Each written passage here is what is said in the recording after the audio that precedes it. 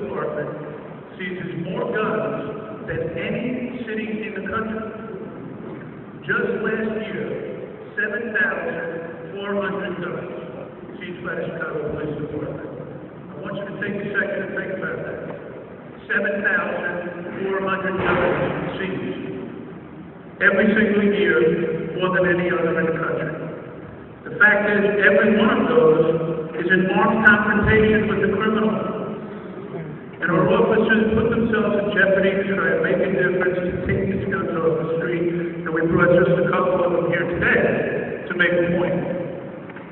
And now, through this tragedy in Newtown, hopefully something positive can come. And you see a national debate about firearms finally taking place. What you raised in our discussion today, you've done about the 5 points.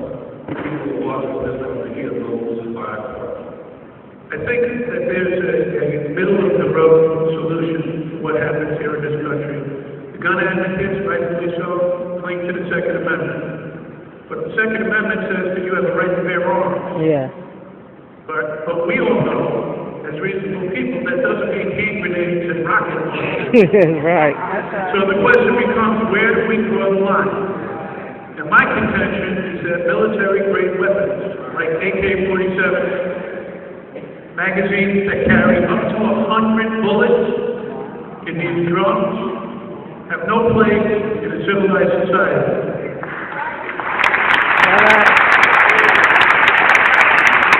So there's really 5 things that we can do, and I don't want to take up too much time. Unfortunately, it's a complicated issue. There's 5 things we can do. We can start by banning I was thinking the same thing. And extended magazines. There you go. That's 2. Magazines and the weapons. That's 2. The third one is universal background checks for anybody who buys a firearm in this country. 4, the mandatory reporting of the sale, transfer, loss, or theft of a firearm.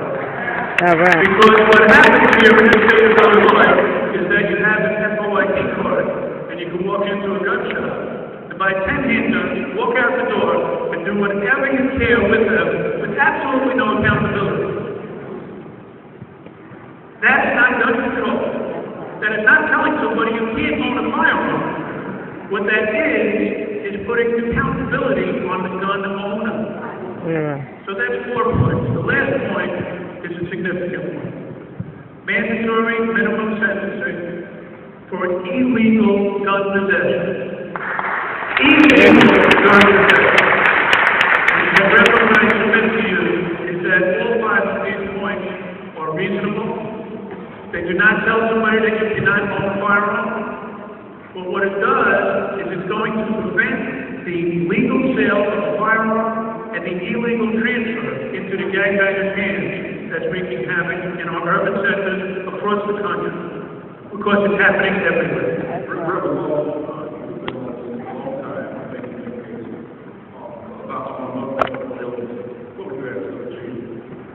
One of the things in my question that I have, Chief, is there's a disconnect between the NRA and police organizations. How can police organizations partner with community organizations to push back the NRA lobby that is against the 5 points that you just made?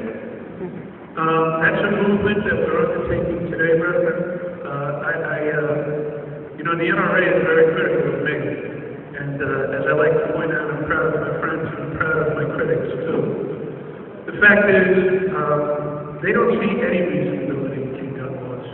And when this debate comes up, it's very emotional. And you got to realize that police organizations come from different parts of the country.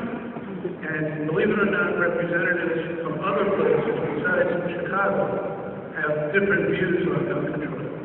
So what happens is, when we get together these big organizations, I'm a member of Major City Chiefs, and our president, Chuck Ramsey, is represented with Vice President Biden and his commission, pressing our gun agenda, which includes those 5 points that I've already mentioned.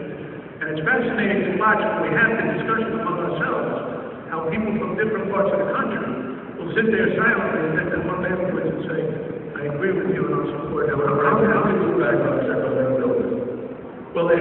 databases created that will document when people are either institutionalized or put under treatment so that we can somehow recognize issuing in the state of Illinois an FOID card or in other parts of the country, whatever it is that they do to run those. Could you distinguish the difference between Newtown and Chi-Town? What's the couple of differences you see? The difference, I think, is something that I think it just been changed over the years. Even Reverend and Superintendent, I was a member of the NRA. In fact, I was a member, in fact, became the captain of my high school rifle team. Now, I don't know whether they were too far. I was an NRA member, and I was on a rifle team at the age of 10 years old.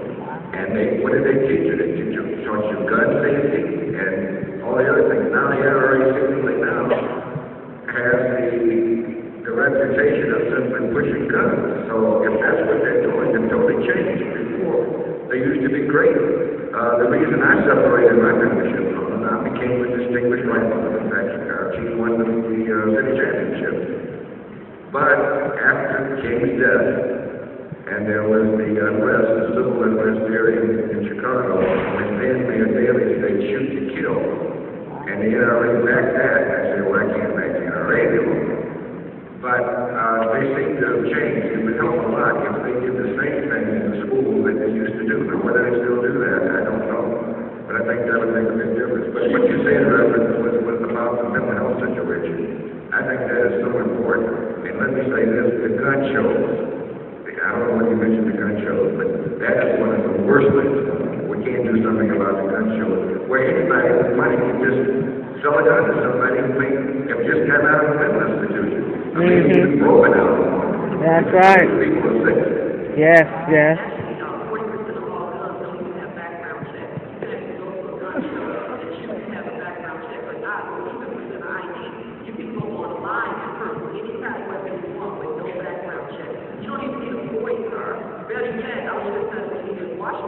And one of the young people said they got a toy car without anything online, without even getting trained. So this is where we're headed, without correct background check. We're going to be in a lot more trouble than we think. Lee, talk about a little bit about the field. Illinois is the only state that still does not allow people to carry guns in public, and we at least feel carry guns. We want to keep it that way. Before I go on any further, I want to point out there's something very wrong with what's going on here, and that is within reach of myself. There are 3 assault weapons, and they don't belong in this sanctuary. They don't belong in this room.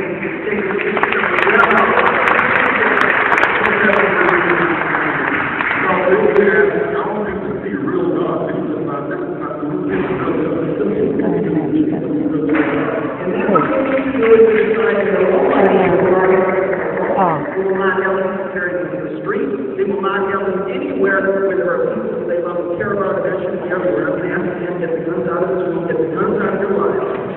We're going to take on and give her instruction.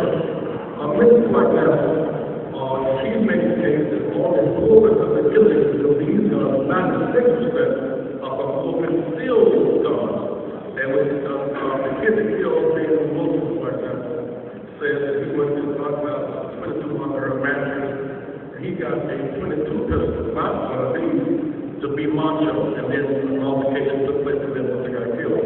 The many people who are not as aware or as you are sensitive to these guns. We all think we are not sensitive enough to real guns to kill people in real time. It's great something else different. I appreciate the opinion. Chief, is that when the violence issue leads, you have to bring into it, it's not just it's guns, race, and poverty and drugs. That's not when we come to Chicago, because we just talk about guns in the abstract.